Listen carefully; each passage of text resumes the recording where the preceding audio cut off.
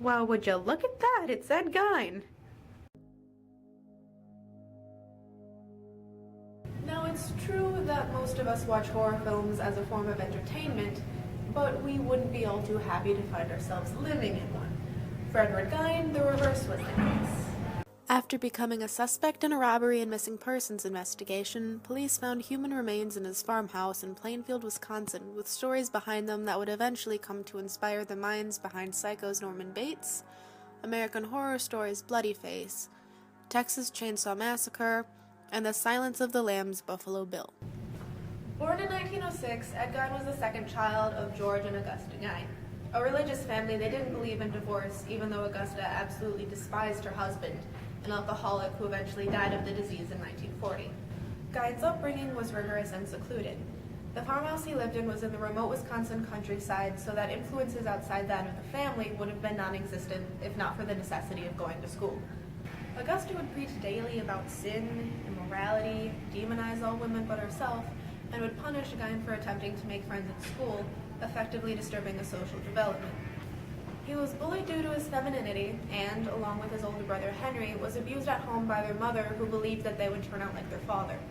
In adolescence, Henry was the only person his age Edward was allowed to have social ties with, thus allowing him to be his only friend. After the two went to extinguish a fire by their house, however, Henry was found dead. Edward was suspected by the police due to suspicious bruising on his brother's head, but the coroner determined asphyxiation by smoke was his cause of death.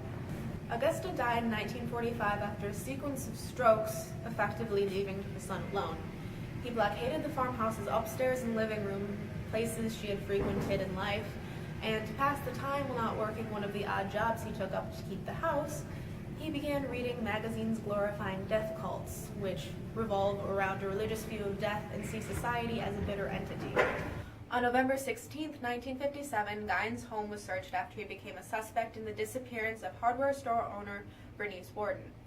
The last person in her store the night of her disappearance, Gein had told Warden that he would be back the next morning for a bottle of antifreeze.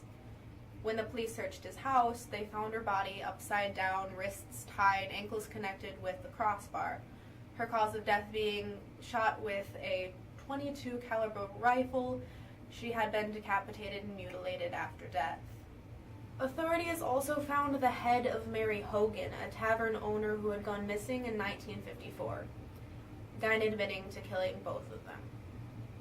Along with discovering Warden and Hogan inside Gein's residence, authorities found bowls made of human skulls, chair covers and leggings made of human skin, a corset made from a torso, 4 noses, fingernails from female fingers, and other miscellaneous things I'd really rather not mention.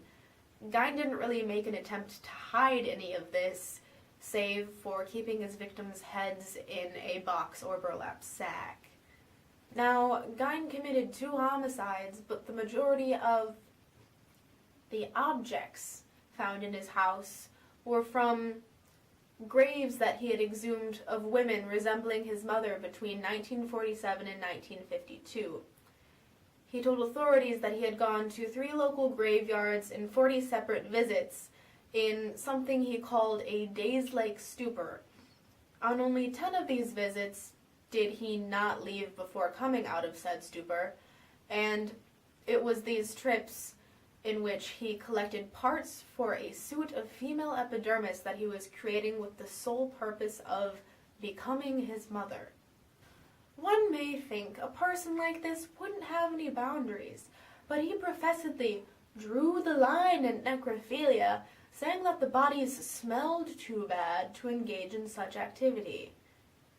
I don't know, so don't, keep bodies in your house. Or kill people.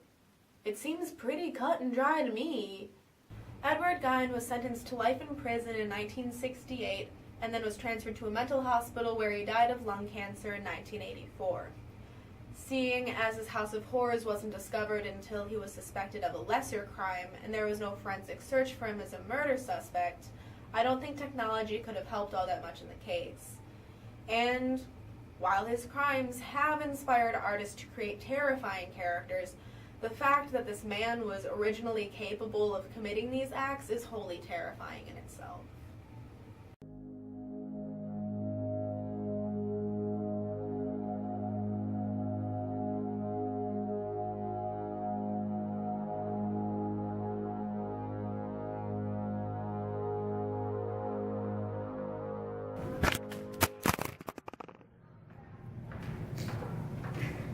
I was like, oh my goodness, I'm like, I don't remember. Did it break? No, that's good.